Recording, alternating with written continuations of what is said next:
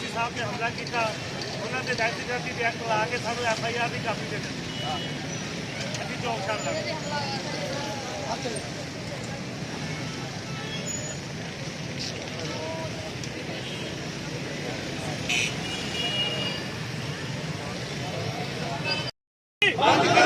दहशतगर्दी बंद कराओ, दहशतगर्दी बंद कराओ।